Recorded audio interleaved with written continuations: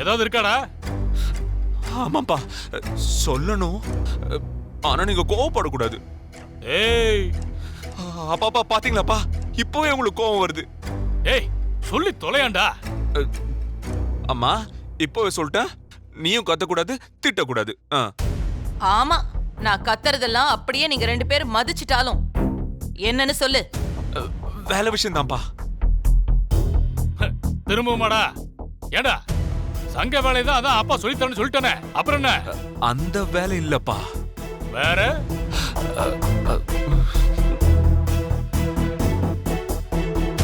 வாங்க ஈரே, நல்ல நேரத்துக்கு தான் வந்திருக்கீங்க. எல்லாரும் ஒன்னா சேர்ந்து வீட்ல உட்கார்ந்து இருக்காங்க. அது வாங்க வாங்க வாங்க ஈரே. வணக்கம் ஐயா. வணக்கம்மா. வணக்கம். வணக்கம் வணக்கம். என்ன விஷயம் ஈரே? எதுக்கு வந்திருக்கீங்க? மீனா முழுகாம இருக்காடா. நல்ல நாள் பார்த்து நம்ம வீட்டுக்கு கூட்டிட்டு வரணும் இல்லையா? அதான் நாள் பாக்குறதுக்காக அவரை வர சொன்னேன்.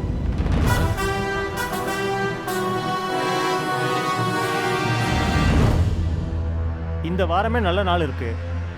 குறிச்சி கொண்டாந்துருக்கேன். 9 வகை சாதத்தோட 11 தட்டு எடுத்து அம்சமா அழைச்சிட்டு வந்துடலாம்.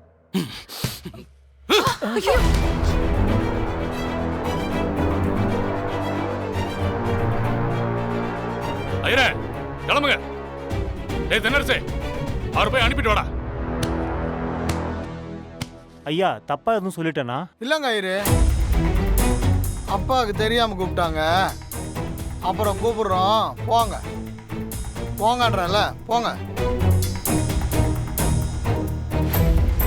ஏமா வயசாகுதுல, நான் சொன்னது உனக்காவது புரிய வேணா? நான் கஷ்டப்பட்டு உருவாக்கின இந்த சாம்ராஜ்யத்தை பாவத்தோட சம்பளம்னு சொல்லுது அந்த குடும்பம்.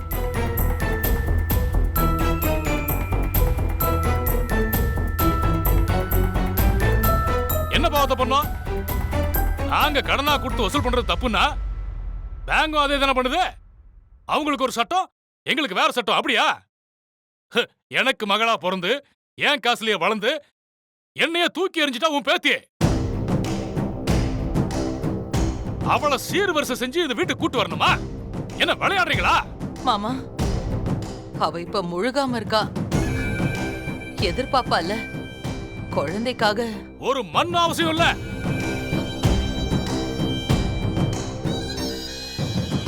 அவளை தலை முழுக வேண்டியது மட்டும்தான் மிச்சம். ஐயோ டேய், அப்பா